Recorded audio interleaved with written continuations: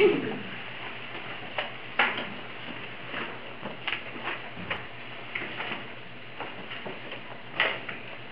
요한복음 1장 15절부터 28절까지 예수님과 같이 읽겠습니다. 19절부터 28절까지 같이 읽습니다. 유대인들이 예루살렘에서 제사장들과 레위인들을 요한에게 보내어 내가 누구냐 물 때에 요한의 증언이 이러하니라. 요한은 드러내어 말하고 숨기지 아니하니 드러내어 말이 나는 그리스도가 아니라 하는데 또 묻되 너는 누구냐 내가 엘리야냐 이르되 나는 아니라 또 묻되 내가 그 선지자냐 대답하되 아니라 또 말하되 누구냐 우리를 드러낸 이들에게 대답하리라. 너는 내 대하여 무엇이라 하냐 이르되 나는 선지자 이사야의 말과 같이 주의 길을 곱게 하라고 광야에서 외치는 자의 소리로라 하니라. 그들은 바리새인들이 보내자 또 이르되 내가 만일 그리스도도 아니요 엘리야도 아니요 그 선지자도 아니되 이스라엘 때를 듣느냐. 요한이 대답하되 나는 물로 그들을 들어보니와 너희 가운데 너희가 알지 못하는 사람이 있었으니 곧 내 뒤에 오시는 그이라.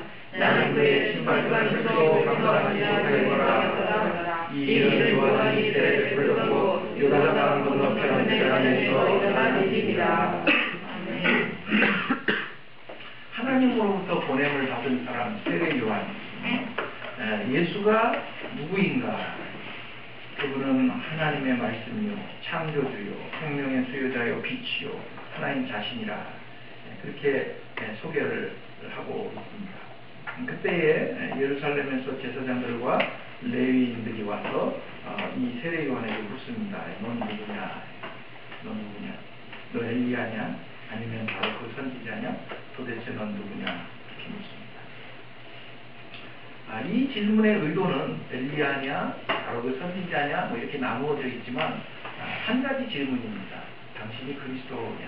라고 하는 질문입니다. 수천 년 동안 메시아를 고대하면서 기다려왔던 유대인들에게 이 등장한 인물 세례자 요한의 행동은 당신이 메시아가 맞습니까? 라고 물을 만큼 기이한 것입니다.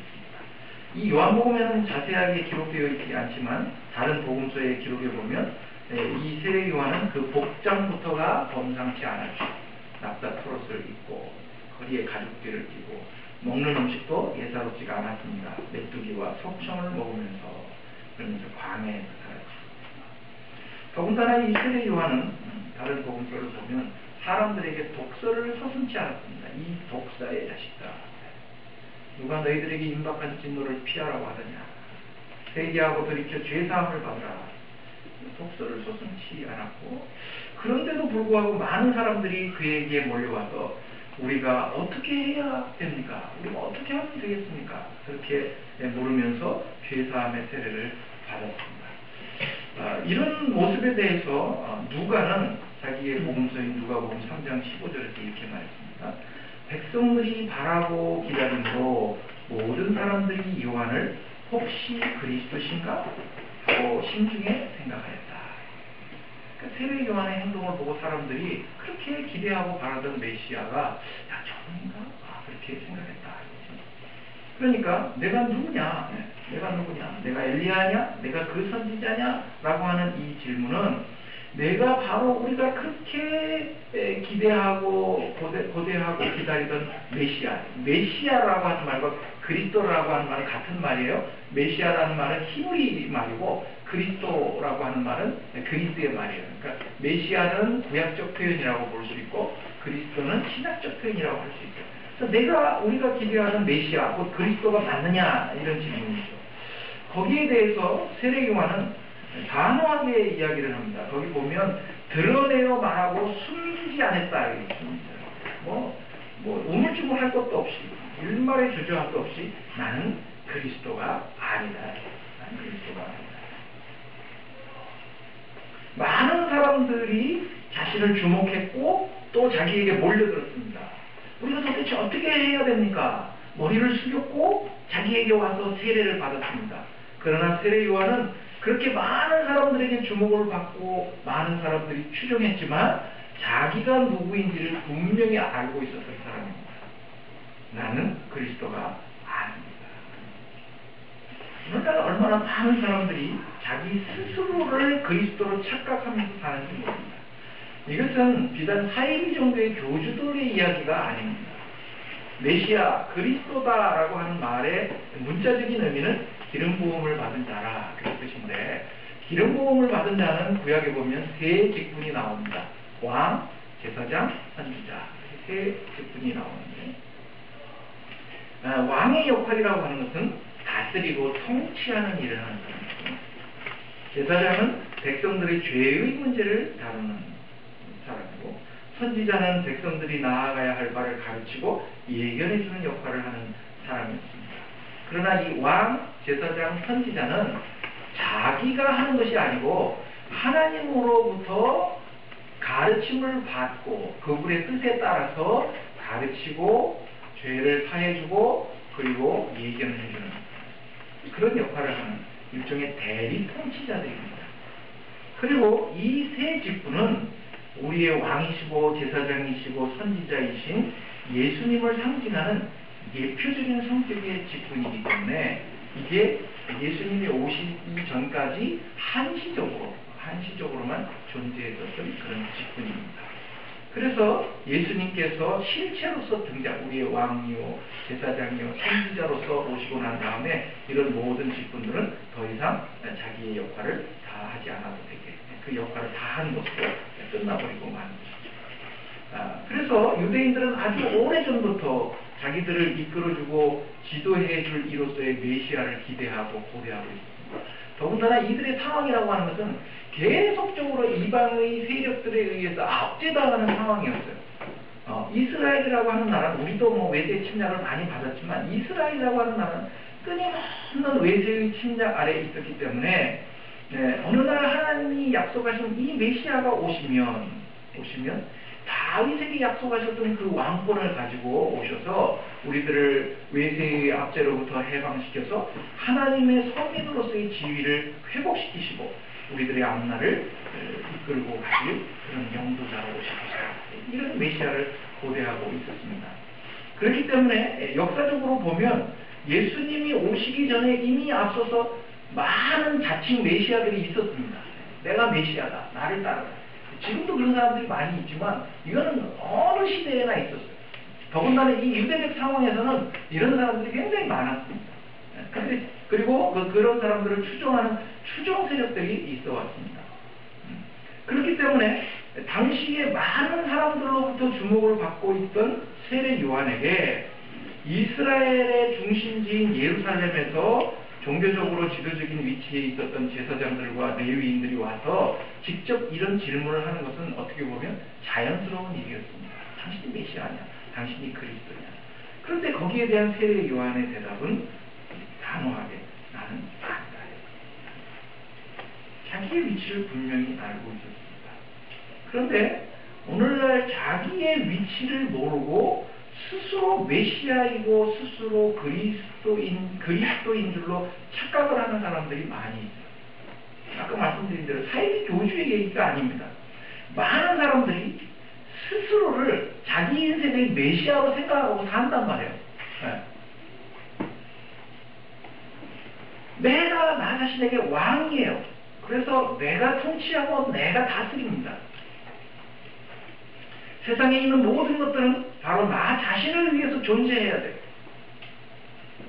온 우주는 모두가 다 나를 중심으로 움직여야 마땅하다고 생각을 합니다. 그래서 내 행복, 나에게 만족을 주는 것이라면 그것은 곧 선이고, 나를 거슬리고 나를 거역하고 나를 불편하게 하는 것들은 다 악이라. 선악의 모든 기준이 바로 자기 자신입니다. 그래서 세상으로부터의 모든 영광을 자기가 취하고, 그래서 스스로를 자랑하고, 그러면서 또 자기 잘못에 대해서는 한없이 관대해요. 그럴 수 있지 뭐 하면서 자기 스스로 제사장이 돼서 자기에게 면죄부를 주는 거죠. 그러면서 또 다른 사람의 잘못에 대해서는 그냥 넘어가질 않아요. 칼을 들이대고 잣대를 들이대고 그렇게 하면서 제사장 노릇을 하죠. 또 자기 인생의 앞길은 자기 스스로 알아서 개척하며 사는 것이라고 생각을 합니다. 자신의 장래에 대한 생각도 역시 자기가 만들어가는 것이라고 생각하면서 살아요. 이게 일반적인 하나님 없는 세상 사람들의 사고방식이에요. 자기 스스로가 자기에게 왕이고 제사장이고 선지자의 노릇을 하면서 사는 것. 이것이 오늘을 사는 현대인들의 특징이고, 그것은 이 시대를 사는 현대인의 특징만이 아니라 오고 오는 모든 세대에, 창조 이래의 모든 사람들이 가지고 있는 타락한 본성의 삶. 다 자기 중심이에요, 자기 중심. 물론 스스로 자기에게 나는 왕이다, 내가 제사장이다, 이렇게 말은 그렇게 하지 않습니다. 그러나 사람들이 사는 삶의 모습을 보면 그렇게 말을 하지 않을 뿐이지 모두가 다 자기에게 구세주예요. 모두가 다. 그 증거가 뭐냐? 보십시오. 여러분 가정에서 혹은 여러분 일터에서 여러분은 어떤 일을 할 때마다 하나님의 말씀을 따라서 순종하려고 그렇게 하느냐? 하나님께 어떤 일에 대해서 하나님을 어떻게 할까요? 묻고 어떻게 하기를 바라십니까? 하고 그분의 인도를 받고, 그래서 그분이 말씀하신 대로 순종하고 따라가려고 그렇게 하지 않는다. 그렇게 하지 않는다는 것의 증거가 뭐냐? 하나님의 말씀인 성경을 읽고 묵상하지 않는다. 들을 필요 없다. 왜? 다 내가 결정하고 내가 스스로 계획하고 내가 행동하면 되니까 하나님 얘기 들을 필요 없어. 하나님은 그죠? 그냥 내가 돈 필요하다면 돈이나 주시면 돼요. 계획은 내가 다 진행시키고 내가 다 결정하고 내가 다 행동하고. 근데 하나님은 후원자에 불과합니다. 하나님의 인도를 받기 위해서 엎드려 기도하지 않습니다. 하루에 24시간을 살면서 단 1분도 우리는 기도하지 않아요. 어떨 때는 하루를 어떻게 사는지 모르게 막 바쁘게 지나다 보면 전혀 내 기억 속에 하나님이라고 하는 존재는 망각된 채 살아버린다. 그리고는 자기의 열심을 가지고 꾸준히 살죠. 어떻게 아침에 일어나서 하루의 일과를 시작하면서 하나님의 말씀 한 구절도 읽지 않고 하나님이 지시하시는 것도 전혀 듣지 않은 채 태연하게 하루를 시작할 수 있느냐. 그렇죠? 세상 사람들은 그렇게 하는 것이 당연하죠. 아침에 일어나서 세수를 하고 그리고 거울을 보면서 야 강영철 오늘도 파이팅! 이렇게 하면서 하루를 시작하잖아요. 세상 사람들. 왜? 자기 스스로가 자기의 구세주이고 왕이니까. 그러나 우리는 그렇게 하지 않는다. 눈을 뜨면 바로 하나님, 오늘도 하나님 은혜를 주십시오. 하나님 오늘도 저와 함께 해주십시오. 하나님의 지시를 전혀 듣지 않고 태연하게 하루를 시작할 수 있는 것은 뭐냐예요? 자기 스스로가 자기에게 그리스도예요. 하나님의 지시를 받지 않고도 얼마든지 하루를 내 힘으로, 내 지혜로, 내 능력으로 살 수 있다고 생각하고 그런 생각조차도 없는 것이죠. 어떻게 보면 그냥 아무 생각 없이 오로지 내 육신이, 내 생각이 내가 나에게 요구하는 것을 따라서 그냥 그렇게 사는 거예요. 자기 스스로에게 자기가 하나님이고 자기가 구세주고 자기가 왕이고 제사장이고 선지자고 그렇게 사는 거죠. 하루의 일과를 시작하면서 오늘 얼마나 많은 사람들과 만나고 얼마나 많은 다양한 사건들과 부딪히게 될 것인가 하는 것을 생각하면 어떻게 우리들이 하나님께 도움을 구하는 기도를 하지 않고 평안한 마음으로 그렇게 하루를 시작할 수 있는가? 그럴 수 없죠. 근데 그렇게 한단 말이에요. 왜? 자기가 다 알아서 할 수 있다고 생각하는 거죠. 그래서 기도하지 않는 겁니다. 그리고 모두가 다 자기 소견에 오른 대로 그러면서 이렇게 생각합니다. 말씀을 읽지 않아도 기도하지 않아도 어제도 잘 살았잖아요.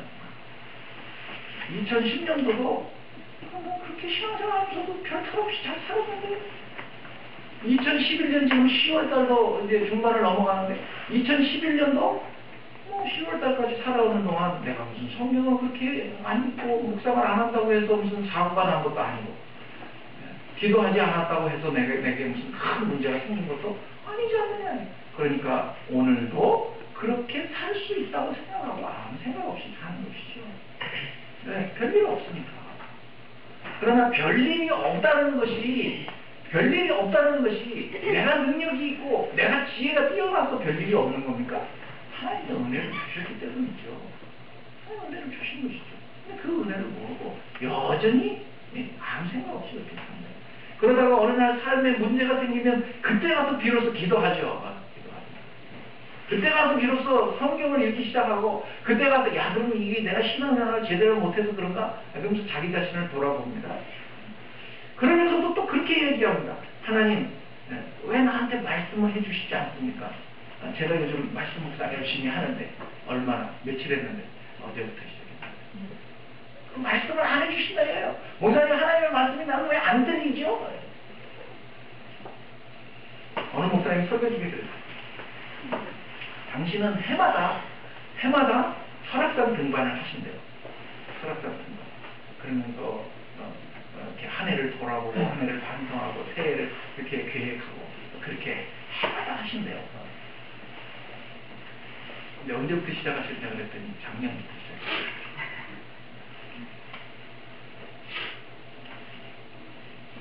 해마다 했지. 작년부터 해마다. 그러니까 올해 안 가면 끝나는 거 올해 가면 이제 2번 하고 이제 해마다가 되는 거죠. 우리가 마치 그렇다 얘기죠. 하나님 말씀 묵상 안 하고 제멋대로 살다가 일이 덜컥 생기면 그때부터 괜히 마음도 찜찜하고 목사님도 자꾸 이런 소리를 하니까 성경을 들고 매일 성경을 들고 그러면서 이제 묵상을 좀 해요. 불과 이틀 3일에 그렇게 그것도 거의 화장실에 앉아서 그렇게 하면서 그리고 목사님 말씀을 안 한다니까 하나님 나한테 말씀을 안 한다는 거예요. 그리고 하나님은 왜 내 기도를 안 들어주느냐는 거지. 얼마나 했는데? 벌써 3일이나 했는데 안 들어준다는 거예요. 그러면서 불평을 한다 이거지. 생명을 걸고 이제 그 은사이시고 선배이신 열린교 김남주 목사님 그렇게 얘기를 하시죠. 그분이 이제 설교하시면서 설교를 듣는 청중들에게 도전을 하기로 한 서너 번이라도 이 설교를 정말 경청해서 듣고 그런지 안 그런지 말이지 그 말씀을 추적하고 그래서 따라보고 그렇게 하고 아니다 싶으면 때려치고 오지 말아야 돼. 오지 말아야 돼. 아니고 정말 서너 번이라도 경청해서 듣고 이것이 생명이고 이것이 인생의 길이다라고 하면서 깨달았으면 말이지 참회하고 돌이키고 하나님 앞에 제대로 살아야 되지 않느냐. 두 가지를 해놔야 돼요. 뭘 아무 생각 없이 나가갖고 멍청이 앉아있다가 뭐 때문에 오느냐 뭐 때문에 그분이 그렇게 설교 중에 도전을 하시더라고요. 신앙생활을 할 거면 이게 진짜 생명인지 내 영원한 생명에 대한 참된 진리이고 다른 길인지 그래서 그건 끝장을 보자. 이번에 남경필이라는 사람이 FTA에 대해서 민주당하고 끝장 토론하자. 이게 왜 끝장 토론이냐? 결론을 보자 이거지. 결론을 뭐 지지부진하지 마. 그래서 그런지 안 그런지 해가지고 끝장을 보고 이게 아니다. 이건 여기는 아니다. 그러니까 더 이상 나에 대해서 교회다 가짜 소리 하지 말아라. 끝을 내든지. 아니면 왔으면 그래 어차피 내가 여기 매주 올 거라면 도대체 이게 뭐냐. 그렇게 해서 뭔가 끝장을 봐야죠.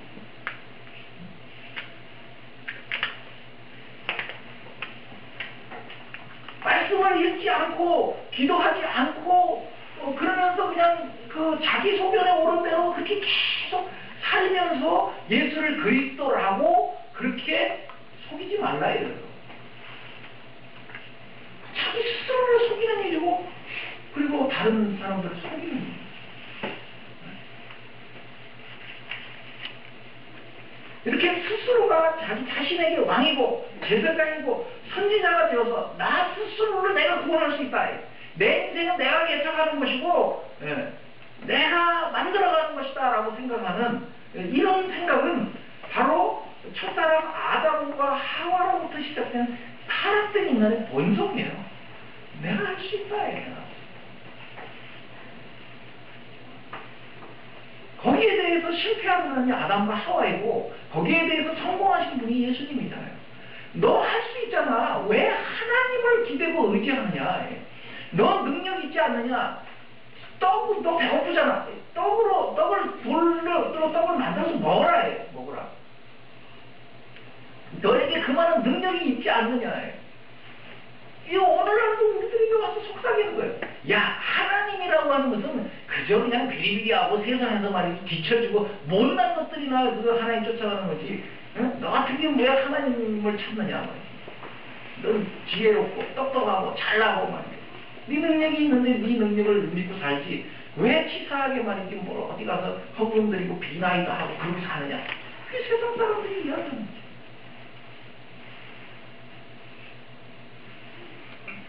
모두가 다 자기가 그리스도인 줄 알고 사는 거예요. 근데 세례요한은 그렇지 않았어요. 자기의 위치를 분명히 아는 사람이었습니다. 일간의 주저함도 없이 나는 아닙니다. 나는 내 인생의 주인이 아닙니다. 나는 지금 이 하나님의 구원의 역사의 드라마의 주인공이 아닙니다. 나는 조연입니다. 나는 엑스트라입니다. 당신들이 아무리 나를 주목하고 내게 와서 그렇게 나를 대단한 사람처럼 그렇게 추정하고 따른다 할지라도 나는 안 해요. 성경에 보면 자기의 위치를 제대로 파악하지 못하고 하나님께 버림받은 대표적인 사람이 나오는데 사울 왕입니다. 그 사람은 처음 시작은 참 좋았습니다. 사울은 준수한 사람이라 그랬어요.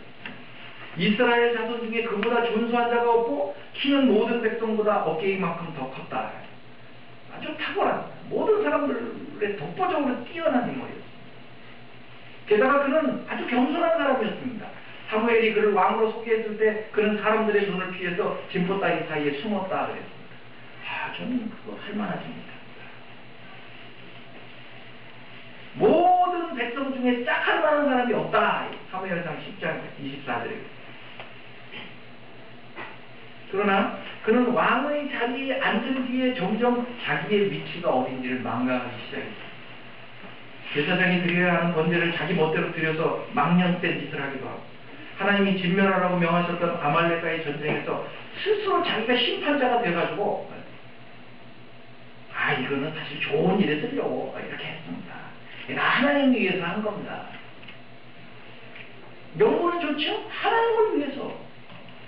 그러나 누가 이미 하나님이 되어버렸어요? 자기가 하나님이 되어버렸죠. 자기가 판단하는 거예요. 하나님 말씀하셨는데도 불구하고. 그 하나님 생각이고 제 생각에는 이거 왜 이렇게 쓸데없이 죽입니까? 이걸 잘해갖고 하나님께 번제를 드리면 좋지요? 하면서 자기 스스로가 심판자고 판단자가 되어버렸어요. 그러다가 결국 버림을 받았습니다.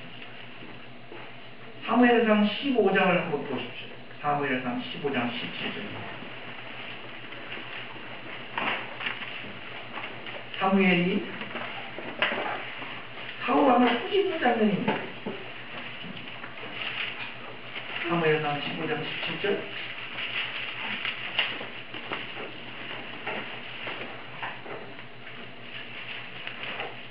사무엘이 이르되 사울 왕입니다. 왕이 스스로를 작게 여길 그때에 겸손하게 자기의 위치를 알고 자기의 자리를 알았을 그때에는 이스라엘 지파의 머리가 되지 아니하셨나이다.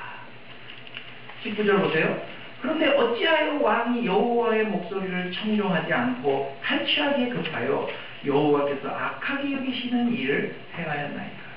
왜 말을 안 듣느냐? 말을 안 들어. 너 겸손하게 엎드릴 때 하나님 너를 왕으로 세웠는데, 그래서는 너를 왕으로 세워 지금의 네 위치에 있게 하신 분이 누구인 줄을 알고 그 위치를 망각하지 말았어야지. 그렇잖아요. 선악을 알게 하는 나무를 볼 때마다 네 위치를 망각하지 말고 나는 피조물이지, 내가 왕이 아니지 라고 하는 것을 깨달았어야 함에도 불구하고 왜 선악과를 보고 깨닫지 못하고 선악과를 보고 자기 위치를 망각해버렸느냐. 왕의 자리로 세웠는데 그 왕의 자리를 누리면서 왜 네 위치를 잃어버렸느냐, 망각을 해버렸느냐. 왜 말을 안 듣냐. 22절 보세요. 사무엘이 이르되 여호와께서 번제와 다른 제사를 그의 목소리를 청종하는 것을 좋아하시는 같이 좋아하시겠나이까? 순종이 제사보다 낫고 듣는 것이 수양의 기름보다 낫다.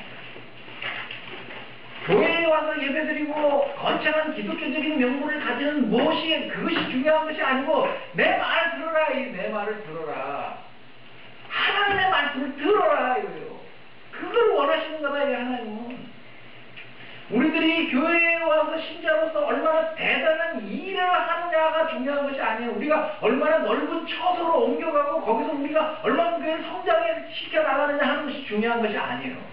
내 말을 들으려는 거예요. 그래서 가라 그러면 예, 그럼 가는 거고 가지 마라. 아니.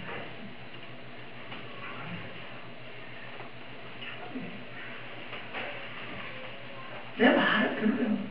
23절을 보세요. 이명은 그랬어요. 순종이 제사보다 낫고 듣는 것이 순양의 기름보다 나빠요. 말씀을 듣는 것이 나빠요. 왜냐하면 거역하는 것, 말씀을 듣지 않는 것은 정치는 죄와 같다는 거예요. 정을 외쳐요? 하나님이 아닌 다른 우상에게 가서 자기의 인생에 관한 문제를 질문하는 거죠. 내 인생의 문제를 해결해달라고 가는 거죠. 하나님 말씀을 거역하는 것, 안 듣는 것은 결국 뭐예요? 그분을 왕으로 주권자로 주인으로 인정하지 않는다는 거예요. 그러니까 결국 뭐예요? 당신 말고 나는 성질 따로 세상에 있다. 내 인생을 책임지고 내 인생을 질문할 존재가 따로 있다는 거고 같다. 완고한 것, 그 마음을 굳게 하는 것은 사실 우상에게 절하는 죄와 같아요. 하나님 말씀을 안 듣는 것은 그냥 안 듣는 것으로 끝나는 것이 아니고 그것은 하나님을 우습게 여기는 것이고 하나님으로 여기지 않는 것이고 결국 딴 데 가서 절하는 것과 같다예요. 그래서 어떻게 됐어요? 왕이 여호와의 말씀을 버렸으므로 당신이 하나님의 말씀을 들으려고 하지 않기 때문에 하나님께서도 당신을 버린다예요. 당신의 말을 안 듣는다 이거예요. 여러분 우리 가서 하나님 앞에 가서 외쳐보십시오. 안 들으신다고요. 안 들어요. 왜? 너도 안 들었잖아. 너도. 내 말에 귀를 기울이려고 하지 않고 나의 도움을 받으려고 하지 않았던 내가 이제 와서 왜 내 도움이 필요하나요? 마태복음 11장에 보면 또 비슷한 이야기가 나옵니다. 예수님께 책망받는 도시들에 관한 이야기가 나오는데 마태복음 11장 20절에 보면 마태복음 11장 20절에 예수님께서 권능을 가장 많이 행하신 고을들이 회개하지 않는 것을 보시고 책망하셨다 그랬습니다. 화 있을진저 너는 화가 있으리로다 이런 뜻입니다. 복이 있을지로다 이래도 시원찮은데 너는 화가 있을지로다 고라시나 너는 화가 있을지로다 베세다요 너희에게 행한 모든 권능을 두로와 시돈 이방의 도시들에게 행하였더라면 그들은 벌써 베옷을 입고 죄에 앉아서 회개했을 것이다. 권능을 많이 행하셨대요. 많은 이적을 행하시고 은혜를 베풀어 주셨는데 이들은 그 하나님 예수 그리스도의 그 권능 그분이 베푸신 그 은혜들을 뭘로 오해를 했냐면 자기네들이 잘났어. 자기네들은 특별해서 고린도 교회의 교만이 뭐였습니까? 똑같은 진리를 가르쳐도 저놈들은 못 알아먹는데 우리는 알아먹었다 해요. 우리는 알아먹었다. 그래서 그들은 자기들의 지혜와 자기들의 지식을 자랑했습니다. 그게 아니죠? 모두가 다 소경이었는데 우리의 눈을 뜨게 하셔서 우리를 보게 하셨어요. 그러니까 감사한 것이죠. 은혜이죠. 그런데 자기네들이 특별해서 눈도 떼는 거예요. 말하자면 특별해서. 그래서 23절에 가버나움아 내가 하늘에까지 높아지겠느냐? 하늘에까지. 권능을 행하시고 은혜를 베푸셨더니 오히려 자기들을 높이고 자기 자랑에 빠진 거예요. 하나님이 은혜를 주셔서 지혜도 주시고 돈도 주시고 명예도 주시고 그렇게 해서 자기를 높여놨더니 사람들이 자기가 잘나서 생각하는 거예요. 자기가 잘나서.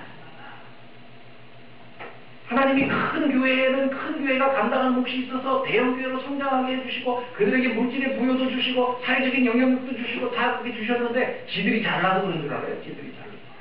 그래서 세상 앞에서 자꾸 말이죠. 목을 뻣뻣하게 하고 자기네들의 권세, 자기네들의 어떤 명예 이런 것들을 생생하게 내려고 너희들이 하늘까지 높아지려고 하는 거예요. 그래서 저는 교회 이름으로 뭘 하고 싶지 않은 거예요. 그냥 여러분들이 하세요. 이런 사람들을 보고 예수님이 뭐라고 얘기를 하셨냐면 25절에 보세요. 지혜롭고 슬기로운 자들이라. 이런 사람들이 지혜롭고 슬기로운 자들이에요. 그러니까 진짜 지혜롭고 슬기롭다는 얘기가 아니라 스스로 자기네들은 지혜롭고 슬기롭다고 생각을 하는 거예요. 자기네들 스스로. 그리고 이런 사람들에게는 그 밑에 뭐라 그랬어요? 이것을 감추셨다. 이것을 감추셨다. 여기서 이것은 그 문맥에 본 거예요. 네. 예수 그리스도로 말미암아 이 땅에 임한 하나님 나라에 관한 계시를 그들에게는 숨기셨다는 거예요.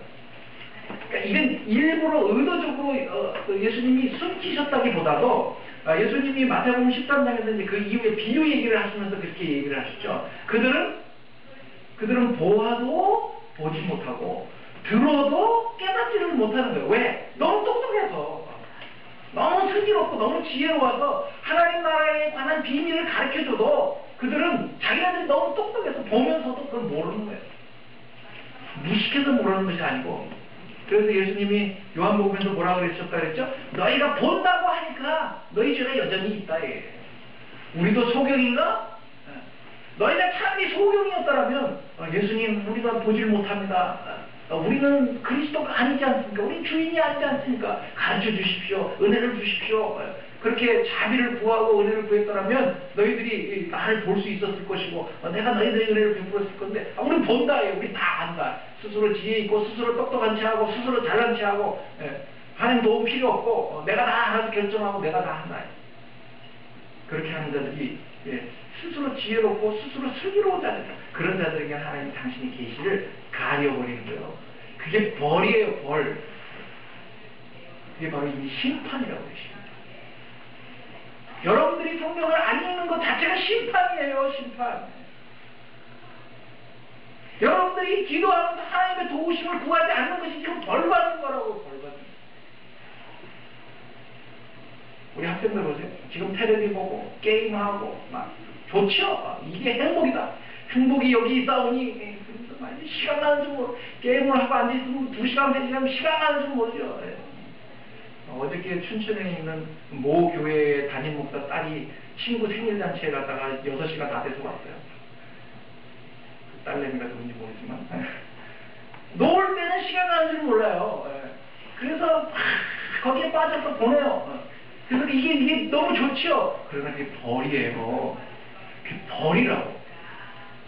그것을 내가 절제하고 컨트롤하지 못하기 시작하면서 그것은 벌이 되는 거예요. 제가 제 아들에게 이야기하는데 빠지지 마. 게임을 하다가도 여기서 그만, 그럼 딱 끊어야 된대. 근데 게임의 속성은 그렇게 안 되거든요. 게임을 막 하다가 야 그만해라 그러면 요거까지만 하고요. 요거까지만 하고 그게 이제 안 끊어지는 거예요. 그거까지 해야 이제 결말이 되는 거죠. 근데 그거를 딱 맞추면 뭐가 돼요? 스테이지가 올라가거든요? 그럼 이게 여기까지 어떻게 왔는데? 그게 더 하고 싶은 거지. 그러나 그게 벌이라고 하는 사실을 언제 알게 됐냐면 성적표를 받을 때 알겠습니다. 성적표를.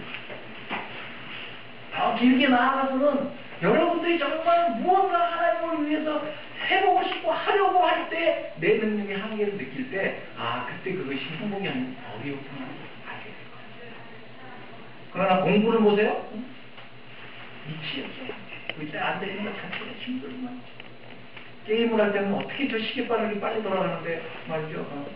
3번째 풀었는데 막 1시간 지난 것 같지. 죽겠지.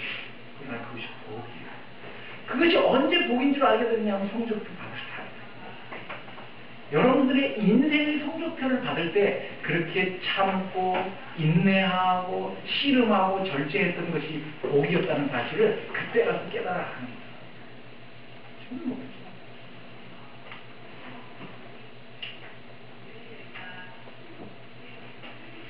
그렇게 살지 않는 삶이 지금 너무 좋죠.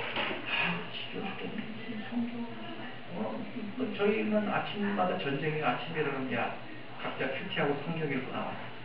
각자 방에서 해고 나와야 되는 거니까. 그래야 아침을 먹으니까. 죽겠죠. 그러나 그런 것들을 하지 않고도 아무렇지도 않게 느껴지는 무감각한 상태에 갈 때 그것이 벌이에요. 그게 막 느껴져야 된다. 야, 내가 하나님 말씀 없이 어떻게 이렇게 살 수 있나? 이렇게 내가 편안하게 살 수 있나? 야, 이건 아니잖아. 저도 두렵고 말이죠. 그래서 기도해야 될 것들을 느끼고 그 거룩해져 가는 것에 대한 열망을 가지고 이것이 우리에게 자연스러운 것이에요. 근데 그것이 느껴지지 않기 시작한다면 그 이미 버리죠. 우리가 예수를 믿으면서도 왜 역동적인 삶을 살지 못한다고 말씀드렸습니까? 너무 똑똑해서, 너무 잘나서. 그래서 도무지 성경에서 말하는 대로 살려고 하진 않아요. 성경에서는 그렇게 살면 안 된다. 하나님 말씀이 그렇게 살면 안 된다. 그리고 이렇게 살아라. 다 가르쳐 주시는데, 네, 주의 말씀이 내 발의 등이고 내 길의 빛이다. 이게요. 근데 어떨 때만 내 발의 등이에요? 내 급할 때만. 내 급할 때만 불 켜가지고 어떻게 해보려고 그러지. 평상시 내 인생의 등불이요 빛이라고 생각하지 않아. 자기가 다 알아서 할 수 있다고 생각하는 거예요. 이런 사람들, 스스로 지혜롭고 스스로 슬기롭다고 생각하면서 하나님의 말씀을 들으려고 하지 않고 제자라는 것에 사는 사람들에게는 쉼이 없다 그랬어요. 쉼이 없다. 마태복음 11장 28절이 그 문맥에서 나오는 거예요. 수고하고 무거운 짐진 자들아 다 내게로 오라 할 때 그 수고하고 무거운 짐진 자들이 누굴까요? 스스로 잘난 줄 알고 스스로 똑똑한 줄 알고 스스로 지혜 있다고 생각하고 모든 율법의 멍에를 짊어지고 그것을 자기 힘으로 어떻게 성취해 보려고 하는 어리석은 자들아 내게로 와라. 거긴 쉼이 없어요. 거긴 쉼이 없어요. 그렇게 사니까 너무 좋지요. 기도, 경건생활 다 잊어버리고 나 하고 싶은 대로 내 소견에 오른 대로 말이죠. 그렇게 하면서 살면 너무 좋지요. 너무 좋죠. 요즘 뭐 볼거리들이 또 얼마나 많아요. 인터넷에서 TV에서 TV도 그 안 좋은 TV는 방송국이 몇 개 안 나오는데 좋은 텔레비는 또 방송국이 여러 개 나오더라고요. 텔레비가 좋아서 그런 건 아니지만 그래서 볼거리도 너무 많아요. 엊그저께 교회에서 수요일날 이제 성경 공부 마치고 이렇게 가는데 횡단보도에 4명의 남자 여자애들 넷이 짝을 지고 이렇게 횡단보도를 건너가는데 어떻게 걷는 줄 아세요? 이러고 걷더라고요. 넷이 다. 요즘 스마트폰이 있으니까 이러고 걸어요. 이러고 넷이 앞에도 안 보고. 제주들도 좋아요. 모두가 다 겸손해져서 전철을 타보면 모두가 다 이러고 있어요. 모두가 다 고개를 숙이고. 애나 어른이나 그 안에 들어가 있는 내용만 달라. 아저씨들은 드라마 보느라고 이러고 있고 젊은이들은 무슨 게임을 하는지 있고 개 중에는 사진 찾아서 공부하는 사람도 있기는 있더라고요. 그렇게 살면 쉼이 없어요. 자기 좋은 대로 자기 소견대로 살면 쉼이 없어요. 그래서 수고하고 무거운 짐진 자들아 다 내게로 와라. 내가 너희를 쉬게 한다. 나는 마음이 온유하고 겸손하니 내 멍에를 메고 배워라. 그래야 쉼이 있다. 그래야 거기 안식이 있다는 거예요. 거기 안식. 온유한 마음이 뭐예요? 하나님만을 바라보고 자기 위치가 어디인 줄을 알고 겸손하게 하나님 앞에서 자기를 낮추는 사람에게만 쉼이 있어요. 신앙생활을 해도 재미가 없어요. 따분하고 힘이 없고 능력이 없고 아이고 신앙생활이 이래? 왜 그런 줄 아세요? 말씀을 덮어놓고 기도하면서 살지 않기 때문에 그래요. 신앙생활을 그저 교회에 와서 종교활동하는 것으로 오해했기 때문에 신앙생활의 역동성을 잃어버린 거예요. 주의 말씀이 송이꿀보다 달다고요? 그럼 먹은 놈만 안다고요.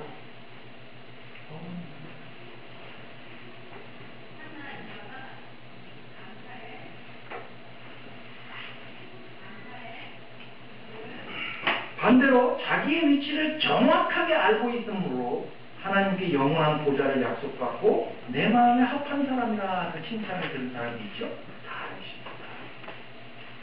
다윗도 역시 사울과 같이 실수가 많은 사람입니다. 그 사람은 뭐 완벽한 사람이 아니었어요.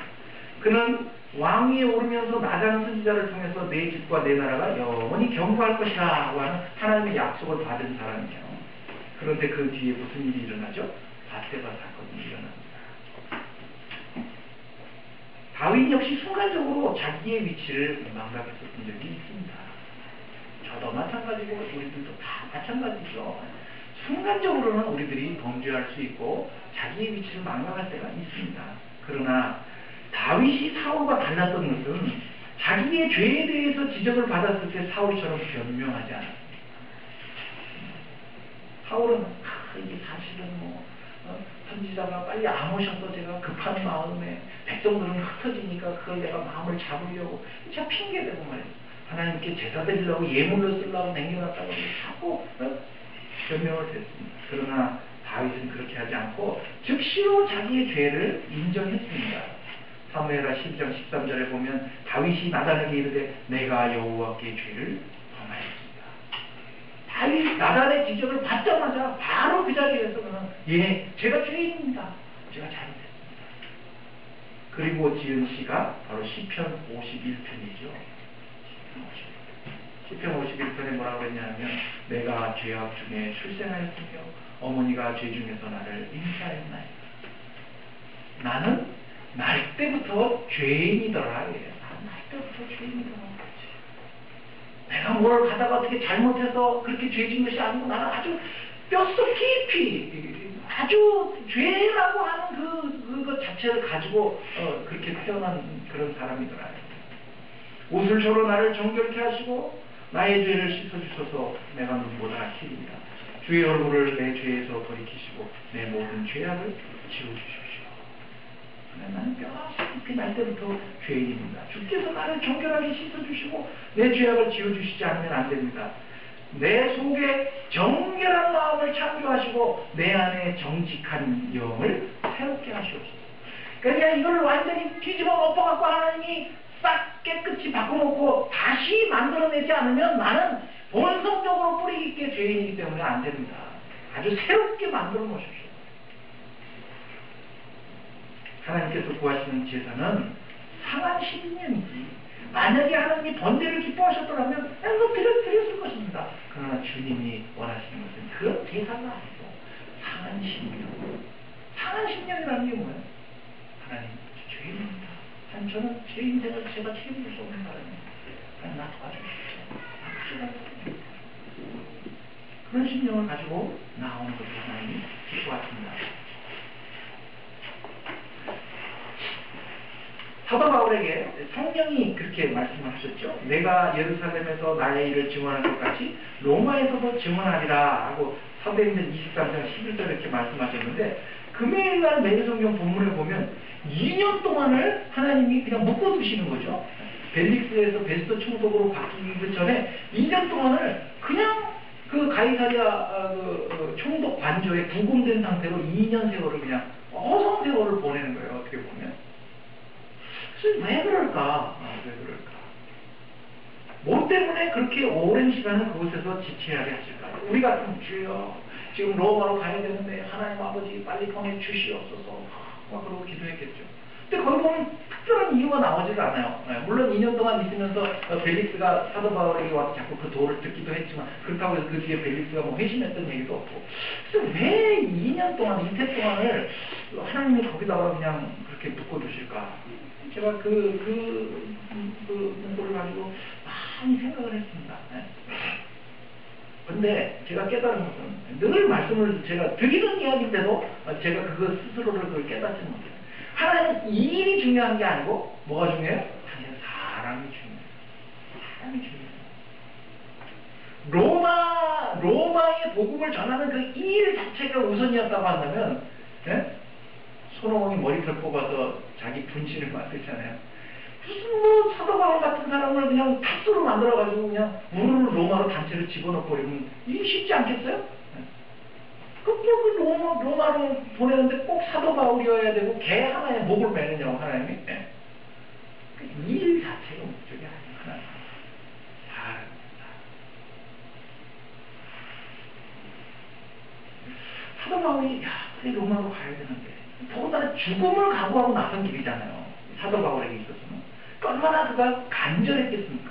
이 로마에 가야 돼.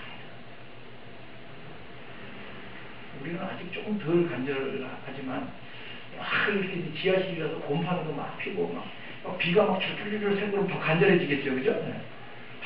주여 빨리 지상으로 갈 수 있도록 도와주시옵소서. 더 넓은 평수로 가게 해주십시오. 간절해지겠죠. 사도 바울이 얼마나 간절했겠어요. 가지 마세요. 가지 마오. 그렇게 사람들이 붙들고 눈물을 흘리고 그랬잖아요. 안타까워하고 그랬는데도 불구하고 그들을 다 뿌리치고 그리고 왔던 길인데 2년 동안을 지체하니 그 마음이 속이 오죽하겠어요? 근데 왜 그랬을까? 바울아 너 지금 당장이라도 로마로 뛰어가고 싶지? 참아라. 왜? 지금 하고 있는 일이 나 아니면 안 되고 내가 해야 되고 내 열심히 가지고 하나님 나한테 맡기셨으니까 따위 생각 버려놔야 돼. 너 아니면 또 한다. 근데 내가 너를 보내는 것은 바로 너한테 내가 관심이. 그렇게 하셨을 것 같아요. 그것을 깨우치기 위해서 아마 2년 동안 며칠씩년 그 가깝증 속에서 자기 스스로를 돌아보게 만드시지 않았을까. 이 말씀을 읽으면서 왜 하나님이 이렇게 기회를 받으실까?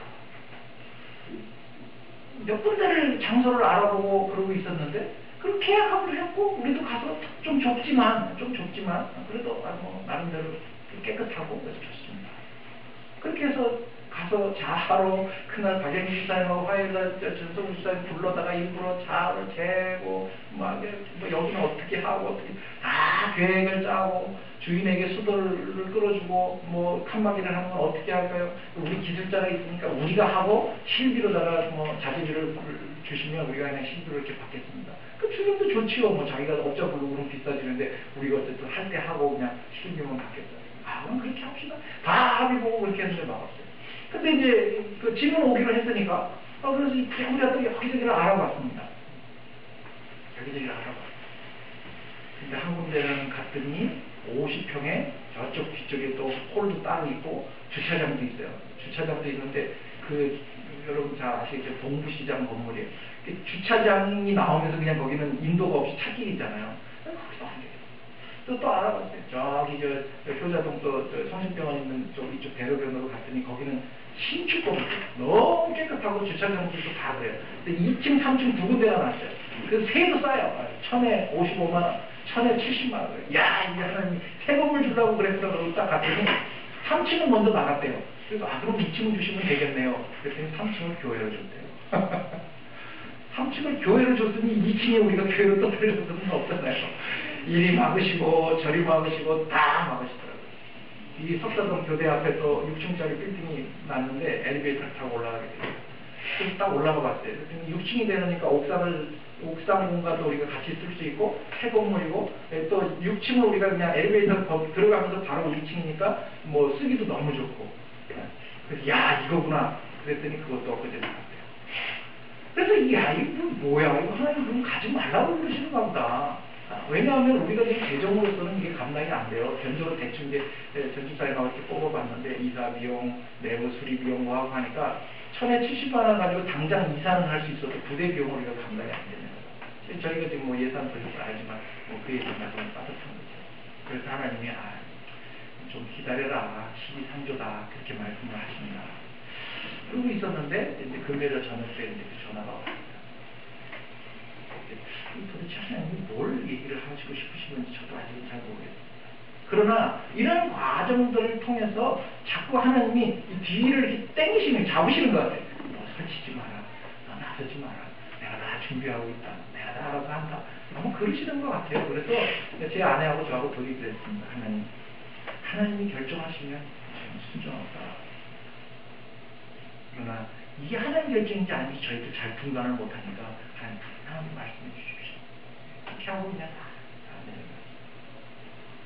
제 선배 공장은 그렇게 얘기했다고 그랬죠.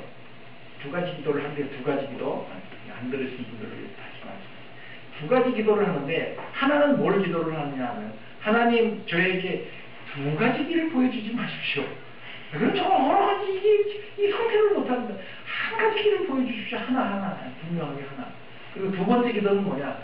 그 한 가지 분명한 길을 보여주시고 난 다음에는 제 엉덩이를 걷어차 주십시오. 왜? 이게 분명한 하나님의 뜻인 줄 알면서도 난 안 가려고 버티니까 뒤에서 엉덩이를 걷어차서 가도록 해달라는 거죠. 이게 진짜 맞는 얘기구나. 저는 그 얘기를 들을 때 굉장히 공감을 했습니다. 하나라는 거죠. 그래서 그분은 뭐 두 가지 말고 하나만 주십시오. 그런 기도도 하고 뭔가 분별하려고 하고 분간하려고 하지만 대부분의 사람들은 자기가 그리스도인 줄 알고 분별하고 분간하고 이런 귀찮다 이겠죠. 안 하려고 그러죠. 그리고 그냥 다 자기 속에 어른 대로 하고 하나님 결정했으니까 그때부터 이제 돈 달라고 기도하죠. 자, 여러분, 우리 이제 3억짜리 건물을 계약을 했습니다. 이제 우리 다 같이 기도합시다.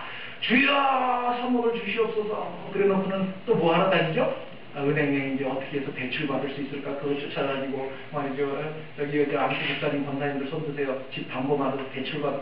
그래서 인간의 방법을 가지고 뒤에서는 다 이러고 다니면서 그러면서 주여 그러고 기도하고 또 그렇게 하죠. 그런 것이 하나님의 방법일까? 저는 아니라고 봅니다. 사도 바울은 2년 동안 묶어두시면서 아마 그런 깨우침을 주시지 않았을까 생각합니다. 사랑하는 여러분, 우리가 얼마나 자주 하나님보다 내가 앞서고 하나님이 하시는 것보다 내가 하는 게 더 낫다고 생각하면서 사는지 모릅니다. 물론 그렇게 표현은 안 합니다. 그러나 우리들의 삶의 형태를 보십시오. 어떻게 사는지. 너희가 근심하고 걱정함으로 너희 길을 한 자나 더 할 수 있더냐? 그렇게 말씀을 하시잖아요, 분명히. 그러면서도 온갖 근심 걱정 내가 다 짊어지고 그러고 살잖아요. 이것을 어떻게 해결할 것인가 생각하는 스스로 지혜 있고 스스로 슬기롭다고 생각하는, 그래서 수고하고 무거운 짐을 지고 사는 사람들이요, 내게로 와라. 해결이 없어요. 거긴 쉼이 없고 거기에는 안식이 없고. 그래서 와라. 온유하고 겸손하게 하나님이 주인인 줄 알고 그분이 내 인생의 최종적인 결제권자인 줄 알고 그분 앞에 겸손하게 온유한 마음으로 엎드리라는 거죠. 세례요한을 보세요. 세례요한은 자기가 누구인지 분명히 알았어요. 하나님의 그리스도가. 그런데 우리는 자꾸 앞에 뛰쳐나가서 내가 그리스도 행세를 하려고 해요. 그런데다가 주변에 있는 사람들이 호응하고 잘한다고 박수치고 당신밖에 없다고. 당신이 나서야 뭐 일이 되지. 황 목사 몇 개 나갔고는 우리는 평생 이사 못 간다고. 나서야 된다. 이렇게 또 옆에서 부추기면 그 다음부터는 제동이 안 돼요. 제동이. 자기가 신인 줄 알고 자기가 왕인 줄 알고 자기가 모든 것을 하려고 하고 그렇게 하는데 그렇게 하는 것이 아니에요. 나는 그리스도가 아닙니다. 내 뒤에 오시는 분이 계시는데 그분이 진짜입니다. 그분은 흥해야 되고 나는 쇠하여 역사의 뒤한 길로 살아야 됩니다. 목사가 아닙니다. 목사가 아니에요. 교회가 아니에요. 그리스도 그분. 예수 그리스도 그분이 높임을 받고 그분이 존귀 여김을 받고 그분이 영광을 받으시는 것이 목표예요. 여러분의 목사를 스타를 만들고 여러분이 이 교회를 춘천을 제일 가는 교회를 만드는 것이 그것이 목표가 아니에요. 쓸데없는 것이에요. 그리스도가 영광을 받으시라. 여러분들의 삶의 현장에서 내가 아닙니다. 나는 주인이 아니에요. 내가 믿고 따르고 섬기는 분이 따로 계십니다. 그분이 바로 왕이십니다. 그분이 주인이십니다. 그래서 그분을 높여드리고 그분의 삶을, 그분의 인도하심을 따라서 여러분의 삶을 살아드릴 때에, 그럴 때에 거기에서 우리들이 뭘 보느냐 하면 그 그리스도를 통해 가득한 하나님의 충만한 영광을 보는 거예요. 그걸 못 보는 이유가 뭐예요? 그 주인의 자리를 내어드리지 못하기 때문에 그 영광을 못 보는 거예요. 신앙생활을 해도 역동적인 신앙생활을 못하는 거예요. 지지부진하고 예수를 믿어도 맨날 이 모양 불타려 하는 이유가 뭐냐. 그 영광스러움을 왜 우리들이 보지 못하느냐. 그 자리를 내어드리지 못하고 내가 그리스도인 척 하면서 살기 때문에 그렇다. 내가 주인이 아닙니다. 내가 그리스도가 아닙니다. 나는 아니라 나는 그리스도가 아닙니다. 내 주위에 오실 분 나는 그분의 신발끈 푸는 것으로 감당하지 못한 그런 존재에 불과합니다. 그분이 흥해야 되는 것이고 나는 쇠해야 되는 것입니다. 이런 자세를 가지고 살아야 됩니다. 빌립보서 2장에 보면 예수님께서는 하나님의 본체셨어요. 당신 자신이 하나님이셨어요. 그런데도 불구하고 스스로 하나님과 동등된 위치를 차지할 수 없다고 여기시고 오히려 자기를 비워 종의 형체를 취하셨다 그랬습니다. 그건 하나님이죠. 세례요한하고 또 달라. 세례요한은 자기 자신이 그리스도가 아니니까 나 아닙니다 그렇게 얘기할 수 있는데, 예수는 하나님 당신 자신이셨다고. 그런데도 성부이신 하나님과 동등된 영광을 취할 것으로 여기지 아니하시고 스스로 자기를 비워 종의 형체를 취하셨어요. 이것이 신자가 살아야 되는 신자로서의 삶의 행위예요.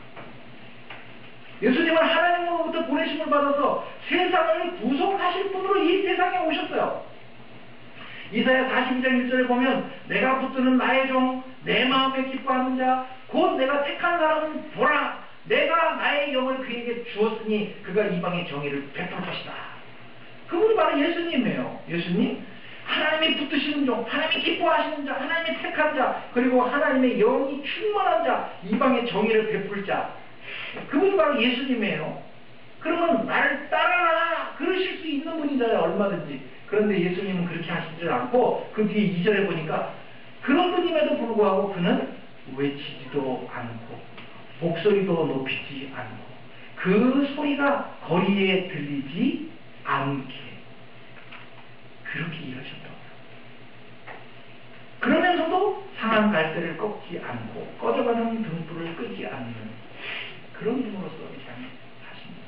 정의를 시행하셨다. 이게 바로 하나님이 기뻐하시는 하나님의 택한 사람의 모습이에요. 이분은 당신이 하나님의 본체이심에도 이렇게 사셨는데 우린 진짜 아니잖아요. 진짜 아니에요. 오늘 제가 정해드립니다. 제가 정해드립니다. 우리는 아니라고. 우린 주인이 아니에요. 왜 자꾸 주인 행세를 한다고 해요? 우리는 피조물이에요. 우리를 빚으신 창조주가 계시고 창조주가 우리를 창조하실 때 창조하신 목적이 있어요. 만드신 목적이 그 목적을 따라서 살아드려야 하는 그런 존재이지 우리는 주인이 아닙니다. 오늘 적어드렸습니다. 처음 요한복음을 시작하면서 요한복음을 기록한 목적이 뭐라 그랬죠? 오직 이것을 기록하면 너희로 예수가 하나님의 아들 그리스도이심을 믿게 하려 하심이라 그랬죠. 예수가 그리스도예요. 예수가 주인이에요. 그분이 왕이에요. 그것을 믿게 하려고 지금 이 요한복음을 기록했다고 했고 이 요한복음을 우리들이 지금 살펴가는 이유가 뭐예요? 아, 예수가 주인이구나. 예수가 그리스도구나. 예수가 메시아로서 내 삶을 하나님이 창조하신 창조의 목적을 따라서 살도록 만드시는 유일한 분이시구나라고 하는 것을 믿게 하려고 지금 이 요한복음을 우리가 살피는 거예요. 이 요한복음에서 어떻게 하면 횡재하는 법이 있을까? 이 요한복음을 하면 어떻게 좋은 직장을 구하는 방법이 있을까? 하는 것이 아니에요. 예수가 그리스도이심을 믿게 하요. 그렇게 해서 어떻게 하자고요? 그 이름을 힘입어서 너희로 생명을 얻게 하요. 그래서 요한복음을 기록했다. 그렇게 얘기를 했습니다. 우리가 점점 더 가서 살펴보겠지만 왜 그분이 주인인가 하면 1장 29절에 가면 이 예수님을 이 세례 요한이 뭐라고 소개를 하냐면 보라 세상 죄를 지고 가는 하나님의 어린 양이라. 또 33절에 가면 예수님은 성령으로 세례를 베푸실 분이라 이렇게 소개를 합니다. 죄에서 죽어 썩어질 우리들 멸망받을 우리들을 구원하여 건져내셨기 때문에 그분이 우리의 주인이에요. 그리고 그분이 우리를 성령으로 세례를 베푸셔서 하나님의 나라에 속한 자들로 우리를 인치셔서 흑암의 나라에서 생명의 나라 빛의 나라로 옮겨주셨기 때문에 그분이 우리의 주인이에요. 이 자세한 건 나중에 더 살펴보겠습니다. 그래서 그 예수님은 우리의 주인이 되시기에 너무도 합당한 분이에요. 마치 눈먼 자와 같아서 생명이 없는 자와 같아서 빛을 보여줘도 보지 못하던 우리에게 성령으로 세례를 베푸셔서 새 생명을 주시고 멀었던 우리의 눈을 뜨게 하셔서 하나님을 알게 하셨어요. 진리가 뭔지를 알고 인생이 무엇이고 무엇을 위해서 어떻게 살아야 되는지를 우리들로 알게 하셨기 때문에 그분은 우리의 주인이 되시기에 너무나 당연한 분이라 해요. 주인 뜻대로 사십시다. 우리는 그리스도가 아닙니다. 우리는 주인이 아닙니다. 단호하게 스스로에게 얘기하십시오. 나는 주인이 아니야. 하고 싶은 대로 하세요. 좀 더 자고 싶지? 아니야, 일어나. 말씀을 드리자. 하나님 말씀을 묵상하자. 좀 더 놀고 싶지? 아니야, 기도하자. 하나님 그분에게 우리의 도움을 청하자. 그분의 음성을 듣자. 그것이 주인이 아닌 자로서의 합당한 삶의 태도입니다.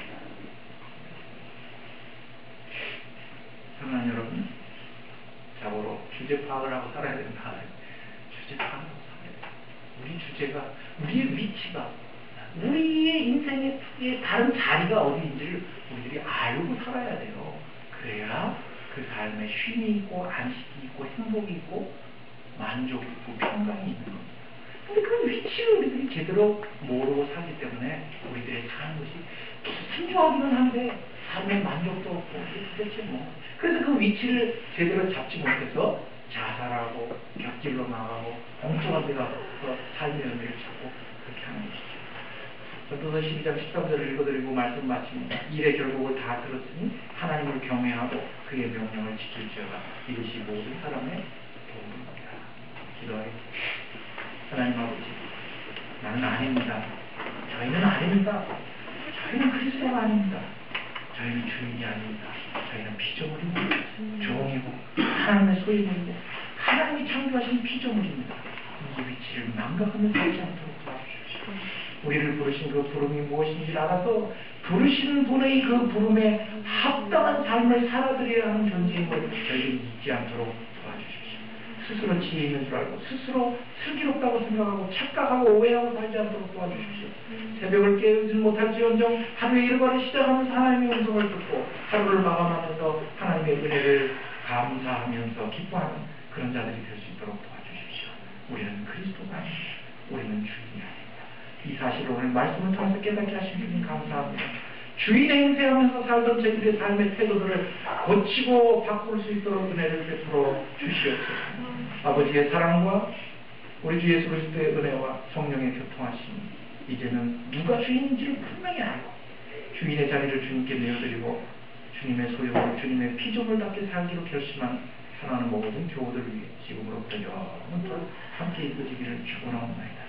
아멘.